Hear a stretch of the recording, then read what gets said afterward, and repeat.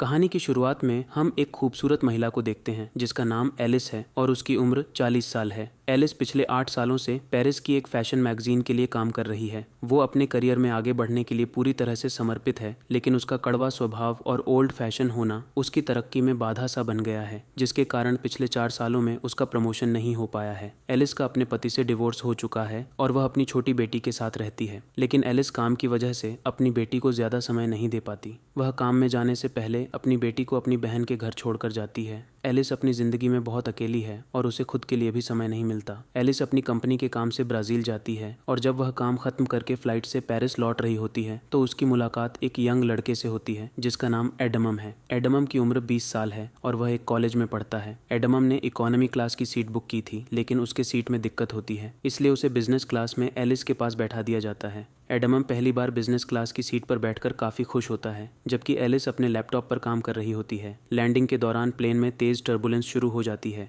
जिससे एलिस बहुत डर जाती है और एडमम का हाथ पकड़ लेती है। यह देखकर एडमम मन ही मन बहुत खुश हो जाता है, क्योंकि पहली बार किसी लड़की ने उसके साथ ऐसा किया था और वो एलिस से आकर्षित हो जाता है। कुछ देर बाद प्लेन लैंड करता है और एलिस जाने लगती है। एडमम उससे बात करना चाहता है, मगर एलिस सिर्फ बाएं बोलकर निकल जाती है। तभी एडमम देखता है कि एलिस का पेन ड्राइव सीट के नीचे गिरा हुआ है। वो उसे लौटाने के लिए एयरपोर्ट के बाहर आता है, लेकिन तब तक बहुत देर हो जाती है। एलिस अपनी बहन की कार में बैठकर निकल जाती है और एडमम बस उसे जाता हुआ देखता रह जाता है। रास्ते में एलिस की बहन उसे एक लड़के के बारे में बताती है जो एक डॉक्टर है और कहती है कि उसे उससे मिलना चाहिए, पर एलिस शादी नहीं करना चाहती, इसलिए वह मना कर देती है। इस पर उसकी बहन नाराज हो जाती है। वह चाहती है कि एलिस किसी अच्छे लड़के से शादी करके एक नई जिंदगी की शुरुआत करे। इसके बाद एलिस ऑफिस जाती है, लेकिन ऑफिस में उसके कोलीग्स को उसका रूखा व्यवहार पसंद नहीं होता और वह आपस में उसकी बुराई करते हैं। हालांकि ऑफिस में एलिस का एक मेल फ्रेंड है जो उसे हर चीज में सपोर्ट करता है। ऑफिस के एक स्टाफ मेंबर एलिस को बताती है कि एडमम नाम के किसी लड़के का कॉल आया था, वह तुमसे बात करना चाहता है, लेकिन एलिस यह कहकर मना कर देती है कि वह किसी एडमम को नहीं जानती है। फिर एलिस अपने बॉस के पास जाती है और प्रमोशन की बात करती है, पर वो कहता है तुम्हारे लिखे हुए आर्टिकल पुराने लगते हैं, लोगों को उनमें अब कोई दिलचस्पी नहीं है, तुम्हें कुछ नया और रोमांच लाना होगा। अगर ऐसे ही चलता रहा तो मुझे तुम्हें नौकरी से निकालना पड़ेगा। यह सुनकर एलिस आज देर रात तक ऑफिस में काम करती है और सोचती है कि वह कुछ नया और रोमांच कैसे ला सकती है। तभी उसके पास वही स्टाफ मेंबर का नोट मिलता है जिसमें लिखा होता है कि वह लड़का पेन ड्राइव की बात कर रहा था। एलिस को याद आता है कि उसने गलती से पेन ड्राइव प्लेन के अंदर गिरा दी थी। वो तुरंत एडमम को कॉल करती है और कहती है कि तुम कहाँ हो, मुझे पेन ड्राइव चाहिए, वो बहुत ज़रूरी है। एडमम उस समय अपने दोस्तों के साथ एक बार में होता है जहाँ वो एलिस को आने के लिए कहता है। जब एलिस बार के बाहर पहुँचती है तो एडमम उसे अंदर ले जाता है और अपने दोस्तों से मिलवाता है। संगीत, वहाँ एलिस के ऑफिस की 2 लड़कियां भी होती हैं जो एलिस को एडमम के साथ देखकर हैरान हो जाती हैं। एलिस को पेन ड्राइव लेकर जल्दी निकलना होता है, इसलिए वह एडमम से पेन ड्राइव मांगती है। इस पर एडमम कहता है कि पेन ड्राइव मेरे घर पर है, इसलिए हमें वहाँ जाना होगा। वो दोनों बाहर आते हैं और एडमम उसे अपने स्कूटर पर बैठने को कहता है। एलिस पहली बार स्कूटर पर बैठ रही होती है, इसलिए वह थोड़ा हिचकिचाती है। एडमम उसे हेलमेट पहनने को देता है। जब एलिस उसे ठीक से पहन नहीं पाती तो एडमम उसकी मदद करता है। तभी एलिस के ऑफिस की वही दोनों लड़कियां उन्हें एक ऐसे एंगल से देखती हैं जिससे लगता है कि जैसे वह दोनों किस कर रहे हैं। वह चुपके से उसकी फोटो क्लिक कर लेती है और उसे ऑनलाइन पोस्ट कर देती है। एडमम एलिस को अपने घर लाता है जहां उसके डैड भी मौजूद होते हैं। एडमम जानबूझकर पेनड्राइव देने में देरी करता है ताकि वह एलिस से थोड़ी देर और बात कर सके,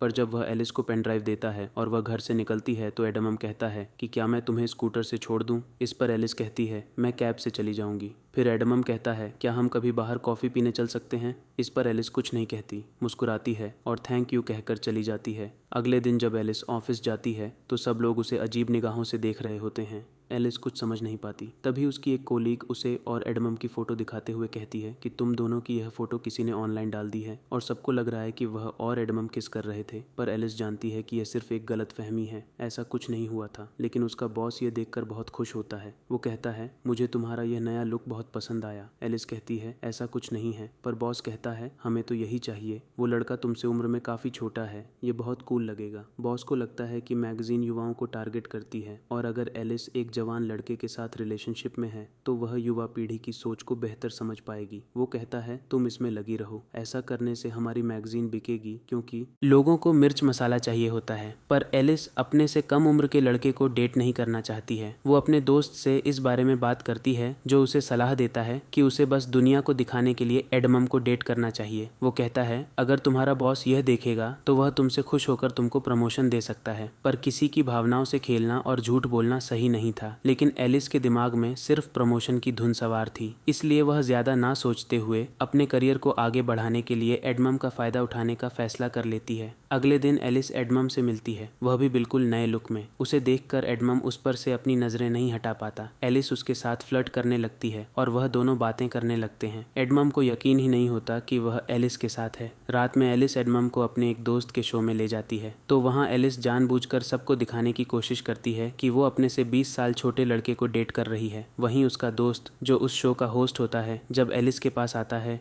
और उसे जानबूझकर छूने लगता है तो एडमम को यह अच्छा नहीं लगता। वह उस दोस्त के शो का मजाक उड़ाने लगता है। एलिस भी उसकी बातों पर हंसने लगती है। इससे एलिस का दोस्त अपमानित होकर वहां से चला जाता है। इसके बाद एलिस और एडमम आपस में बात करते हैं। एडमम कहता है कि मैंने कभी नहीं सोचा था कि मैं तुमसे इस तरह मिलूंगा और हम साथ में यूं घूमेंगे। एडमम को पता होता है कि एलिस का तलाक हो चुका है और उसकी एक बेटी भी है, लेकिन इससे उसे कोई फर्क नहीं पड़ता। एलिस कहती है हमें एक दूसरे को बेहतर समझने की जरूरत है। तभी एलिस के पास उसकी बहन का कॉल आता है। वह कहती है कि मैंने उस डॉक्टर को घर पर बुलाया है जिससे मैं तुम्हें मिलाना चाहती थी, इसलिए तुम जल्दी से घर आ जाओ। एलिस जाना नहीं चाहती, लेकिन बहन की बात की इज्जत करते हुए वो एडमम से झूठ बोलती है कि मेरी बेटी की तबीयत खराब है, मुझे घर जाना होगा। यह सुनकर एडमम भी थोड़ा परेशान हो जाता है। वह जल्दी से टैक्सी बुलाता है और एलिस को उसमें बैठा देता है। यह देखकर एलिस को लगता है कि एडमम उसकी कितनी फिक्र करता है। घर पहुंचने पर एलिस अपनी बहन, जीजा जी और उस डॉक्टर के साथ डिनर करती है। एलिस ड्रिंक करके आई होती है, जिस वजह से वह नशे में डॉक्टर से उल्टे सीधे सवाल पूछने लगती है। इसमें डॉक्टर को बुरा लगता है और वह वहां से चला जाता है। यहाँ एलिस लगातार कोशिश कर रही होती है कि बॉस उसे खुश होकर उसे प्रमोशन दे दे, लेकिन ऐसा नहीं हो रहा था। इसलिए वह एडमम को एक फैशन शो में लेकर जाती है, जहां उनकी कंपनी की सीईओ और बॉस मौजूद होते हैं। जब शो के दौरान मॉडल्स रंबक कर रही होती हैं, तभी एक लड़की गिर जाती है। ये देखकर एडमम तुरंत उसे उठाने के लिए आगे बढ़ता है। सीईओ को एडमम का ये व्यवहार बहुत अच्छा लगता है। शो खत्म होने के बाद एडमम और एलिस पार्टी में ड्रिंक करते हैं और डांस करने लगते हैं।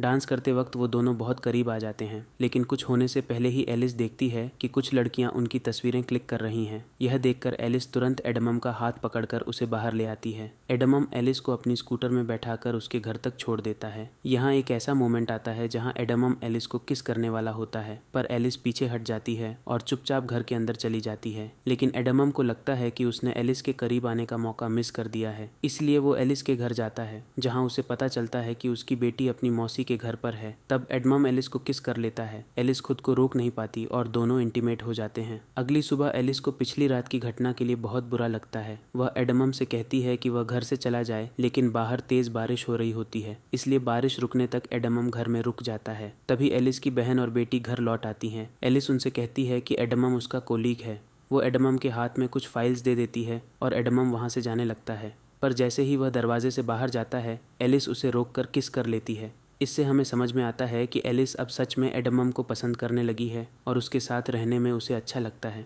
जिस रिश्ते को उसने दुनिया को दिखाने के लिए शुरू किया था, अब वह सचमुच एक एहसास में बदल चुका है। इसके बाद से एडमम और एलिस अक्सर साथ में घूमने लगते हैं। एडमम उसे सरप्राइज देता है, उसे घुमाने ले जाता है, जो एलिस को बहुत पसंद आता है। अब एलिस और एडमम के बीच गहरी भावनाएं विकसित होने लगती हैं। दोनों साथ में बहुत खुश होते हैं। एक दिन एडम एलिस से पूछता है कि तुम दिखने में खूबसूरत हो, अमीर हो, तो फिर तुमने मुझे पसंद क्यों किया। इसका जवाब एलिस के पास नहीं होता, क्योंकि वह अपने फायदे के लिए एडमम के साथ रिश्ते में आई थी। पर अब उसे सच में एडमम से प्यार हो गया है। कुछ दिन के बाद एलिस को काम में प्रमोशन मिल जाता है, जिससे वह बेहद खुश होती है। लेकिन अब वो एडमम के बारे में सोचने लगती है, क्या उसे इस रिश्ते को जारी रखना चाहिए। एक्सक्यूज मी लिसन, जब वो एडमम से मिलती है, तब एडमम उससे कहता है कि मैं तुमसे बहुत प्यार करता हूँ और तुमसे शादी करना चाहता हूँ। ये सुनकर एलिस हैरान रह जाती है। वो कहती है कि हम दोनों बहुत अलग हैं। मैं तुमसे 20 साल बड़ी हूँ। तुम्हें अभी अपनी ज़िंदगी में बहुत कुछ करना है। हम इस रिश्ते को आगे नहीं बढ़ा सकते। एलिस कहती है, मैं तुमसे प्यार करती हूँ, पर मेरी ज़िंदगी में बहुत सारी जिम्मेदारियाँ हैं। मेरी बेटी है, मेरा काम है। ऐसे में हम साथ नहीं रह सकते। लोग हमारे रिश्ते को लेकर क्या कहेंगे।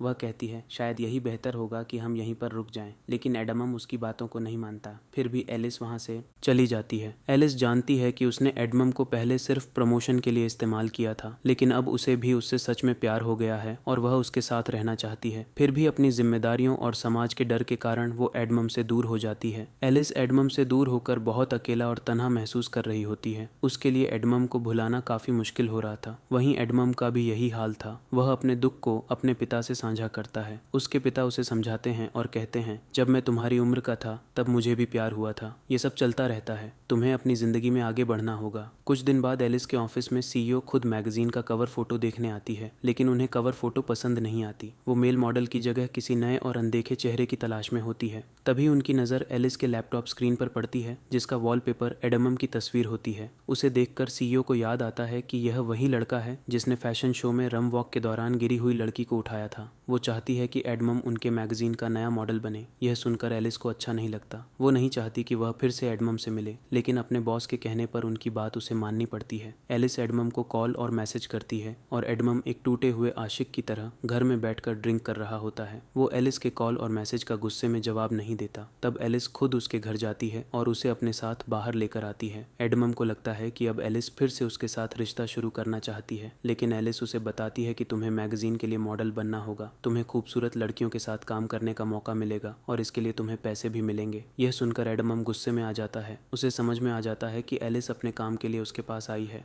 वह कहता है, मैं तुमसे मिलना नहीं चाहता, अच्छा होगा हम कभी ना मिले, और वह गुस्से में वहाँ से चला जाता है। जिस दिन एडमम का फोटो शूट होना होता है, सभी एडमम के आने का इंतजार कर रहे होते हैं। एलिस को डर लगता है कि अगर एडमम नहीं आया तो उसे नौकरी से निकाल दिया जाएगा। तभी एडमम वहाँ पर आ जाता है, क्योंकि वह अब भी एलिस से प्यार करता है। उसे मेकअप रूम में ले जाया जाता है, जहाँ उसका लुक तैयार किया जा रहा होता है। तभी उसके पास एलिस का दोस्त आता है और एडमम से माफ़ी मांगता है। वो कहता है कि मैंने ही एलिस को सलाह दी थी कि वो तुम्हारे साथ झूठा रिश्ता बनाए ताकि उसे प्रमोशन मिल सके। यह सुनकर एडमम को बहुत दुख होता है कि एलिस का प्यार एक नाटक था। वो बाहर आता है और सबके सामने एलिस को किस कर लेता है। फिर एडमम अपना फोटो शूट करवाता है, लेकिन यह सब उसके लिए नया अनुभव होता है। वो अच्छे से पोज नहीं दे पा रहा होता है और फोटोग्राफर को बार बार उसे निर्देश देने पड़ते हैं, जिससे एडमम चिढ़ जाता है और वहाँ से जाने लगता है। तभी एलिस उसे समझाने के लिए आती है, पर एडमम उस पर गुस्सा करता है और कहता है, मैंने तुमसे दिल से प्यार किया और तुमने अपने फायदे के लिए मेरा इस्तेमाल किया। फिर एडमम दुखी होकर वहाँ से चला जाता है, जिससे एलिस को भी बहुत बुरा लगता है। उसका बॉस भी उसे नौकरी से निकाल देता है। अब वह पूरी तरह से अकेली पड़ जाती है। वो एडमम को भूल नहीं पा रही होती है और उसकी यादें उसे हर पल सताती रहती हैं। एलिस को एहसास होता है कि उसके लिए करियर से ज़्यादा ज़रूरी वो इंसान है जिससे वह प्यार करती है, संगीत। इसलिए एलिस एडमम के कॉलेज जाती है और सबके सामने कहती है, मैंने अपने भविष्य को लेकर सोचना छोड़ दिया है और मुझे फ़र्क नहीं पड़ता कि समाज हमारे बारे में सोचेगा। अब मैं सिर्फ तुम्हें चाहती हूँ, मैं तुमसे प्यार करती हूँ और तुम्हारे साथ रहना चाहती हूँ। वो एडमम से माफ़ी मांगती है। एडमम उससे अब भी प्यार करता है। वो उसे किस कर लेता है और माफ़ कर देता है। इसके बाद से दोनों साथ में हंसी खुशी रहने लगते हैं और इसी के साथ मूवी ख़त्म हो जाती है। दोस्तों, अगर आपका परिवार और समाज आपके रिश्ते के खिलाफ हो जाए तो क्या आप अपना प्यार निभा पाएंगे? इस पर अपनी राय कमेंट सेक्शन में ज़रूर दें। वीडियो को लाइक और शेयर करें और चैनल को सब्सक्राइब करके बेल आइकॉन प्रेस करें। मिलते हैं अगली वीडियो में। Till then, bye bye, take care.